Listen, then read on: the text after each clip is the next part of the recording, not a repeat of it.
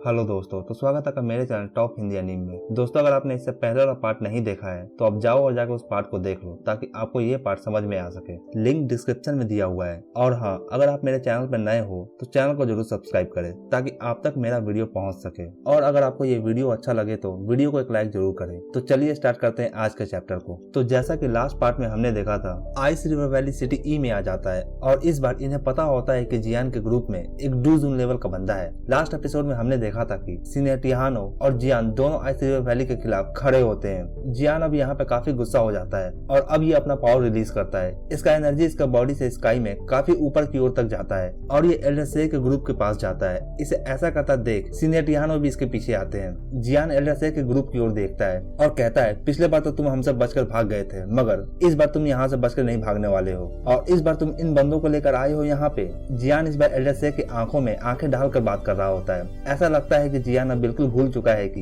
ये highest डूजोंग class का बंदा है। इसकी बातों को सुनकर एल्डर से कहता है, बच्चे जितना ज्यादा बोलना है बोल लो, एक बार तुम मेरे हाथों में आ जाओ, फिर मैं तुम्हें दिखाता हूँ कि मैं कौन हूँ। मैं तुम्हें काफी दर्दनाक मौत देने वाला हूँ। इधर जियान के पीछे सीनियर टिहानो खड़े होते हैं। ये सुनकर ये कहते हैं, देखो तो कौन बोल रहा है, वो जो लास्ट टाइम भाग गया था। इस एल्डर से के पास एक बंदा होता है। ये सीनियर टिहानो को देखकर कहता है, तो तुम वो बंदे हो जिसने एल्डर से को भागने पे मजबूर कर दिया था। क्या मैं तुम्हारा नाम जान सकता हूँ? इस पे सीनियर टिहानो इसे अपना नाम बताते हैं। अब ये बंदा कहता है, मेरा नाम टियान सुआंग है, मैं आइस रिवर वैली का फर्स्ट एल्डर हूँ। क्या मैं तुम्हें इस फाइट से दूर रहने को बोल सकता हूँ? ये पंगा पॉइजन गर्ल और हमारे आइस रिवर वैली के बीच में है। इस पर सीनियर टियानो जोर से हंसने लगते हैं और किसी भी तरह का रिएक्शन नहीं देते। इसे देखकर ये समझ जाता है कि इसे सीनियर टियानो से फाइट करना ही होगा। इधर एल्डर से पॉइजन गर्ल के ऑरा को फील करने का कोशिश कर रहे थे, मगर इसे पॉइजन गर्ल का ऑरा फील नहीं होता। इस पे ये अपने बंदों को इस सिटी के हर एंट्रेंस को ब्लॉक करने का ऑर्डर देते हैं। अब टियान सुआंग कहता है, इस बार तुम कोई गलती मत कर देना, नहीं तो इस बार तुम बचने वाले नहीं हो। चिंता मत करो, मैं इस टिहानो को देख लेता हूँ। एल्डर से अब जियान से फाइट करने आ रहे होते हैं, मगर तभी पीछे से एक आवाज आता है, ये बच्चा हॉल ऑफ सोल का टारगेट है,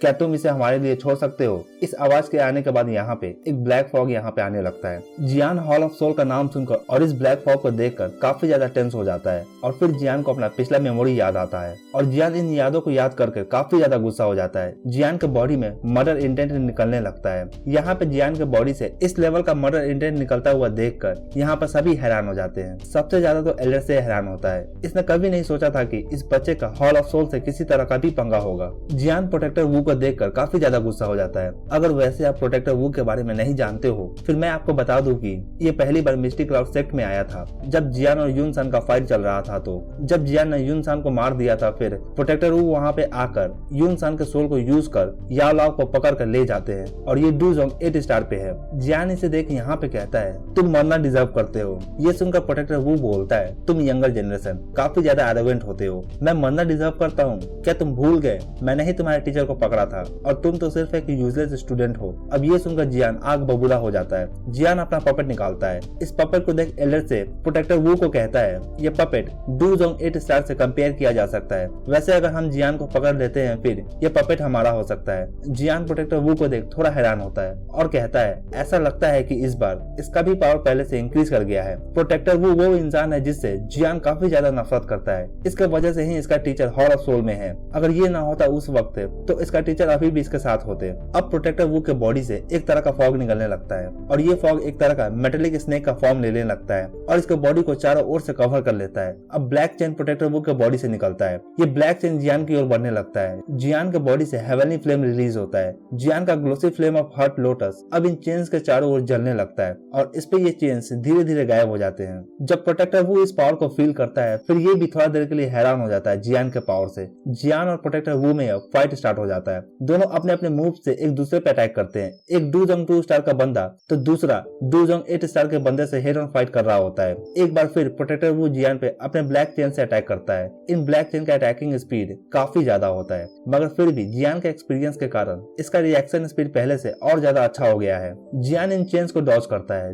धीरे धीरे नंबर ऑफ चेन्स इंक्रीज करने लगते हैं और जियान को इतने सारे चेन से डील करने में प्रॉब्लम होने लगता है। इधर एल्डर से खड़े होकर जियान को हारता हुआ देखकर काफी खुश हो रहे होते हैं। जियान को ये पता होता है कि अकेले ये 8 स्टार डूजोंग लेवल के बंदे से फाइट नहीं कर सकता है और ना ही इसे ओवर पावर कर सकता है। अकेले ये इस फाइट को नहीं जीत पाएगा। ये ब्लैक चेन जियान के पीछे हाथ धोकर पड़ जाते हैं। जियान किसी तरह से इन चेन से बचता है। जियान को अपना 3000 लाइटनिंग टेक्निक का यूज करना पड़ जाता है। इधर प्रोटेक्टर वो जियान के इन टेक्निक को देखकर बोलते हैं, तो तुम सेंट्रल प्लेन में इन टेक्निक के सहारे जिंदा रहना चाहते हो और इन टेक्निक से तुम अपने टीचर को बचाना चाहते हो, क्या बकवास है। जियान अब थोड़ा डिस्टेंस बनाकर अपने हाथों के साइन को चेंज करता है और फिर लो वॉइस में बोलता है, 3 mysterious manifestation, first manifestation release. अब जैसे ही ये बोलता है, जियान के बॉडी से ग्रीन फ्लेम बाहर निकलता है और इसका ऑरा काफी तेजी से इंक्रीज होने लगता है। इस टेक्निक को देख प्रोटेक्टर वो काफी चिढ़ने लगते हैं। इस टेक्निक को देखकर ये खुश नहीं होता। इस टेक्निक को देखकर एल्डर से समझ आता है कि ये वैली ऑफ बर्निंग फ्लेम का सीक्रेट टेक्निक है और ये प्रोटेक्टर वो को सावधान भी करता है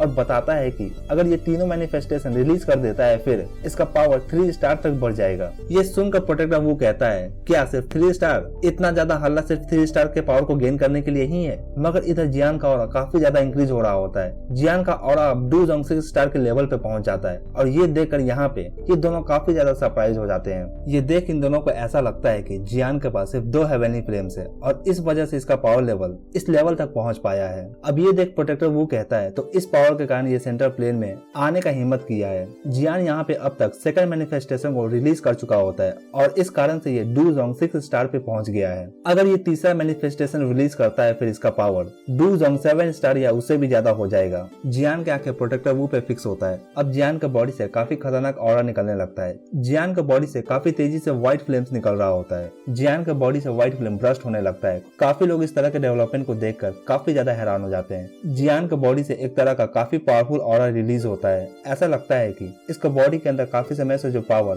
सो रहा था वो अब जाग चुका है। ये ऑरा इतना ज्यादा पावरफुल होता है कि सराउंडिंग स्पेस वाइब्रेट करने लगते हैं और आसपास काफी ज्यादा प्रेशर भी क्रिएट होने लगता है। जियान इस तरह की एनर्जी को कभी कंट्रोल नहीं किया था। अब ये इस वाइल्ड एनर्जी को अपने कंट्रोल में लेने का कोशिश करता है और अपने ऑरा को भी अपने कंट्रोल में लेता है। थोड़े समय के बाद जियान अपने न्यू पावर को कंट्रोल कर लेता है। तो ये होता है तीसरा मैनिफेस्टेशन। तो इस तरह का पावर रिलीज होता है तीसरे मैनिफेस्टेशन के बाद। इतना ज्यादा वाइल्ड एनर्जी जियान के बॉडी से ब्रस्ट होता है, कोई भी ये गेस नहीं कर सकता था। जियान का फेस अब पूरे तरीके से पेल दिख रहा होता है। इसका बॉडी से चारों ओर से स्टीम निकल रहा था। 3 मैनिफेस्टेशन जियान के बॉडी पे काफी ज्यादा प्रेशर क्रिएट कर रहा था और साथ ही डैमेज भी। मगर अब इसका फिजिकल पावर डूजोंग क्लास के हाईएस्ट लेवल से कंपेयर किया जा सकता है। सच में ये ट्रूली एक ट्रम्प कार्ड है। जियान का पावर लेवल अब 7 स्टार पे पहुंच गया है। इस टेक्निक के हेल्प से जियान सीधा 5 लेवल जंप कर लेता है। अगर कोई ऑर्डिनरी बंदा वैली ऑफ बर्निंग फ्लेम से इस टेक्निक को रिलीज करता है फिर उसका पावर लेवल सिर्फ 3 लेवल ही जंप कर पाएगा। जियान के केस में इसके पास 3 हेवनली फ्लेम्स है और ये काफी ज्यादा पावरफुल हेवनली फ्लेम्स है। इसके कारण जियान 5 लेवल को जंप कर पाया है और जियान का बॉडी आर्म एक्सपर्ट से काफी ज्यादा स्ट्रॉन्गर भी है। इस कारण से ये इस टेक्निक को हैंडल भी कर पा रहा है। नहीं तो इस टेक्निक को रिलीज करने के बाद ये सीधा 6 से 7 महीने के लिए बेड रेस्ट पे चला जाता। इधर सीनियर टियानो भी जियान को देख रहे होते हैं और इस डेवलपमेंट को देखकर सीनियर टियानो भी एक बात समझ जाते हैं कि जियान जितना सिंपल दिखता है उतना सिंपल है नहीं। अगर इसे कोई मारना चाहेगा फिर उसके लिए ये काफी एक्सट्रीमली डिफिकल्ट होने वाला है। इधर एल्डर से भी ये देख काफी हैरान होते हैं। ये सोचते हैं कि इस पावर लेवल पे ये क्या ही कर लेगा। अगर ये प्रोटेक्टर वू से डील कर भी लेता है फिर भी यहाँ पे और भी एल्डर है जो जियान को खत्म कर सकते हैं। यहाँ पे सभी सीनियर टियानो को रियल थ्रेट मान रहे थे। अब जियान अपना हैवी स्वॉर्ड उठाता है और प्रोटेक्टर वू की ओर देखता है और कहता है, ओल्ड मैन, मैं तुम्हें आज खत्म कर दूंगा। मैंने तुमसे कहा था कि आज तुम मरने वाले हो। जियान का बॉडी अब शेक करने लगता है। जियान का ये हैवी स्वॉर्ड अब ग्रीन जेट फ्लेम में डूब जाता है और इसके बाद ये काफी खतरनाक भी दिख रहा होता है। एक पल में ही जियान काफी फास्ट प्रोटेक्टर वू के पास आ जाता है और इस पे अटैक करता है। जियान अपने हैवी स्वॉर्ड से अटैक करता है जैसे कि स्वॉर्ड स्लैश। प्रोटेक्टर वू जियान के अटैक को लास्ट मोमेंट पर डॉज करते हैं। जियान का स्पीड पहले से काफी ज्यादा इंक्रीज कर चुका है। प्रोटेक्टर वू को अब जियान के स्पीड को लेकर प्रॉब्लम होने लगता है। अब प्रोटेक्टर वू जियान को देखकर काफी गुस्सा हो जाते हैं और इस पे अपना ब्लैक चेन से अटैक कर देते हैं। काफी सारे ब्लैक चेन्स जियान की ओर बढ़ने लगते हैं। प्रोटेक्टर वू के पीछे से काफी ज्यादा ब्लैक फॉग निकल रहा होता है और इन ब्लैक फॉग में हम चिल्लाने का आवाज सुन सकते हैं जैसे कि किसी सोल का। अब ये चेन इस ब्लैक फॉग को सॉलो कर लेता है और इसमें डूबने के बाद ब्लैक चेन्स काफी ज्यादा थिक और काफी ज्यादा खतरनाक हो जाता है। इतने सारे चेन्स मिलकर एक तरह का पाइथन बना लेते हैं। जियान और प्रोटेक्टर वू के बीच अब काफी इंटेंस फाइट होने लगता है। प्रोटेक्टर वू अपने चेन से अटैक कर रहा होता है। इधर जियान अपने हैवी शॉट से। जियान का फ्लेम अब धीरे धीरे और ज्यादा इंक्रीज होने लगता है और ये एक विशाल रूप ले लेता है और इस बार जियान एक जोरदार अटैक करता है। जियान का अटैक इस ब्लैक चेन पाइथन से टकराता है और इससे एक तरह का मेटेलिक साउंड सुनाई देता है। इस अटैक से चेन के अंदर के सोल को अब पेन होने लगता है और इनका हम स्क्रीम भी सुन सकते हैं और इनका हम चिल्लाने का आवाज भी सुन सकते हैं। जियान अब रुकने वाला नहीं है। जियान के बॉडी से ग्रीन फ्लेम ब्रस्ट होता है और एक तरह का वॉल क्रिएट कर लेता है। यहाँ दूसरी ओर ब्लैक फॉग काफी बड़ा आकार ले लेता है और ये जियान की ओर बढ़ने लगता है। इन दोनों के अटैक एक दूसरे से टकराते हैं। इस अटैक के बाद जियान अपना स्वॉर्ड को पीछे कर लेता है और फिर सील ऑफ गॉड स्किल को यूज करता है और इस बार जब जियान अपने इस अटैक से इस पाइथन के हेड पे अटैक करता है, फिर इसका हेड 1000 पीसेस में टूट जाता है और ये 1000 पीसेस में बिखर जाता है। यहाँ ब्लैक चेन्स टूट कर गिरने लगते हैं। ये देख यहाँ पे सभी हैरान हो जाते हैं। प्रोटेक्टर वू ने इस पाइथन को अपने चेन से इतना ज्यादा एनर्जी यूज कर बनाया था, उसे जियान अब तोड़ देता है। अब जैसे ये होता है, जियान तुरंत ही अपना लोटस फ्लेम यूज करता है और डायरेक्टली प्रोटेक्टर वू के नजदीक जाकर इस अटैक से इस पे अटैक करता है और फिर बूम, फायर का वेव ऑफ सिटी ई के चारों ओर फैल जाता है। सभी के नजरे अब इस सीन की ओर ही होता है। काफी दूर तक इस अटैक के इफेक्ट को देखा जा सकता है। जियान जो कि सिर्फ डूजोंग 2 स्टार पे है, इसने प्रोटेक्टर वू जो कि डूजोंग 8 स्टार पे है उसे हरा देता है। इस तरह का विक्ट्री को देखकर यहाँ पे सभी हैरान हो जाते हैं, खास करके जब दो ओपोनेंट के बीच काफी ज्यादा गैप हो, मगर फिर भी जियान इसे कम्प्लीटली हरा देता है। एल्डर से और इसके ग्रुप के बंदे इस फायर लोटस से कुछ दूर के दूरी पे थे। ये भी इस अटैक को देख थोड़ा पीछे की ओर हटते हैं और ये भी काफी ज्यादा सरप्राइज होते हैं। यहाँ पे क्लैन ई के बंदे भी ये देख रहे थे, स्पेशली ये जोंग। जब ये जियान को देखता है, फिर इसे भी यकीन नहीं था कि जियान इस तरह के पावर को होल्ड करता होगा। इधर दूसरी ओर हम प्रोटेक्टर वू को देखते हैं। इतना ज्यादा पावरफुल लोटस फायर से हिट होने के बाद भी ये खड़ा होता है, मगर इसके चारों ओर का जो ब्लैक फॉग था अब वो चला जाता है। अब सभी सोचते हैं कि ये ब्लैक फॉग था क्या ये स्पिरिचुअल बॉडी था? हो सकता है कि शायद इस कारण से ही हॉल ऑफ सोल अलग अलग जगह पे जाकर सोल को तलाशते हैं ताकि ये अपने लिए एक तरह का प्रोटेक्टिव सोल आर्मर बना सके। प्रोटेक्टर वू को इस अटैक से काफी ज्यादा डैमेज पहुंचता है और साथ ही इसका एक डिफेंसिव आर्मर भी चला जाता है। प्रोटेक्टर वू के नजरों में जियान सिर्फ और सिर्फ एक कमजोर बच्चा होता है जो कि अपने टीचर को बचाने में सफल ना हो सका था। इसने कभी नहीं सोचा था कि जियान इसका इस तरह का हालत कर देगा। अब ये भी सोचता है कि अगर ऐसा ही चलता रहा फिर ये आने वाले समय में काफी पावरफुल बन सकता है और ये हॉल ऑफ सोल के लिए खतरनाक भी साबित हो सकता है। ये सोचता है कि इसे किसी तरह यहाँ से निकलकर हॉल ऑफ सोल जाना होगा और वहाँ पे जाकर हॉल ऑफ सोल को इस बारे में इन्फॉर्म करना चाहिए और कुछ पावरफुल मेंबर के साथ आकर जियान को पकड़ लेना चाहिए। अब जैसे ही ये भागने का कोशिश करता है, जियान इसके पास आता है और एक जोरदार अटैक करता है। अब जबकि इसके पास किसी तरह का प्रोटेक्शन नहीं है, फिर जियान को इसे डरने का जरूरत नहीं है। अब बस जियान का अटैक कनेक्ट करे तो फिर ये इसे खत्म भी कर सकता है। फर्स्ट टाइम प्रोटेक्टर वू जियान को देखकर डर रहे होते हैं। प्रोटेक्टर वू जियान से दूरी बनाकर ब्लैक फॉग को समन करता है जितना भी इसके पास बचा होता है। अब ये यहाँ से भागने का कोशिश करता है, मगर तभी जियान अपना जेड ग्रीन फ्लेम को समन करता है और इस पे अटैक कर देता है। इस बार जियान का अटैक इसके फॉग को चीरता हुआ इसके चेस्ट पे सीधा जा लगता है। अब ये दर्द में चिल्लाता है और एलएसए से कहता है, प्लीज मेरा हेल्प करो। जियान अब अपना फाइनल ब्लो करने आगे जाता है और इस बार का अटैक अगर प्रोटेक्टर वू को लगता है फिर ये पक्का ही मरने वाला है। मगर इससे पहले कि ये अटैक इसे लगता, एलएसए यहाँ पे आकर जियान के अटैक को रोक लेते हैं। एलएसए को देखकर प्रोटेक्टर वू कहता है, मेरा हेल्प करो इस बच्चे को पकड़ने में और इसके बदले हॉल ऑफ सोल तुम्हें रिवॉर्ड भी देगा। मैंने हॉल ऑफ सोल को सिग्नल दे दिया है, अब वो किसी भी पल यहाँ पे आते ही होंगे। अब जब ऐसा होगा फिर ये बच्चा यहाँ से बचकर नहीं जा सकेगा। एलएसए जियान के पावर को देख चुका था। अभी अपने दोनों एल्डर को बुलाता है, बिंग सुआन और बिंग हुआ को। एलएसए इन दोनों के साथ मिलकर जियान पे एक साथ अटैक करना चाहता है। यहाँ पे बिंग सुआन और बिंग हुआ सोचते हैं कि क्या इस बच्चे को पकड़ने के लिए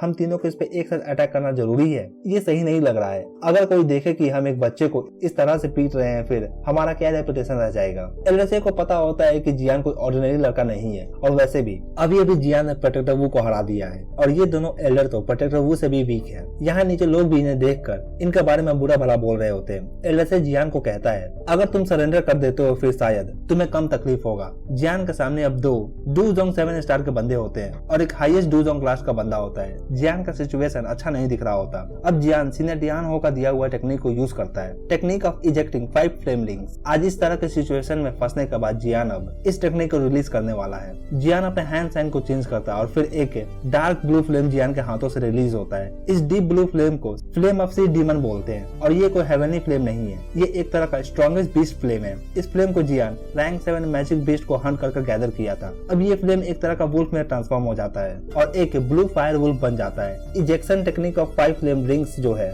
इसे पूरा करने के लिए 5 अलग अलग फ्लेम चाहिए होता है और ये फ्लेम मिलकर एक फायर स्पिरिट क्रिएट करते हैं, जैसे wolf, leopard, lion, tiger, dragon. जब ये पांचों स्पिरिट एक साथ आते हैं फिर जाकर ejection of 5 flame technique complete हो पाएगा और इसका पावर काफी ज्यादा खतरनाक होने वाला है। अब जियान के हाथों में व्हाइट फ्लेम और रेड फ्लेम आ जाता है और ये फ्लेम ट्रांसफॉर्म होकर एक लियोपार्ड स्पिरिट में बदल जाता है। जियान का फायर कंट्रोल एबिलिटी अब स्काई रॉकेटिंग हो जाता है और इस कारण से ये ejection of 5 flame ring technique को करने वाला है। अब दोनों फायर स्पिरिट वुल्फ और लियोपार्ड जियान के सामने खड़े होते हैं। जियान यहाँ पे रुकता नहीं है, अब इसके हाथों में व्हाइट फ्लेम और ग्रीन फ्लेम आ जाता है। अब जैसे ही एक हेवनली फ्लेम आता है सराउंडिंग एरिया का टेम्परेचर चेंज होने लगता है। जियान को ज्यादा समय नहीं लगता अपने 3 अलग अलग हेवनली फ्लेम्स को यूज कर फायर स्पिरिट को समन करने करने में। अब जियान lion fire spirit, tiger fire spirit, dragon fire spirit को समन कर लेता है और इन तीनों को मिलाकर अब इसके पास 5 फायर स्पिरिट आ जाते हैं। इन फायर स्पिरिट के समन होने के कारण यहाँ का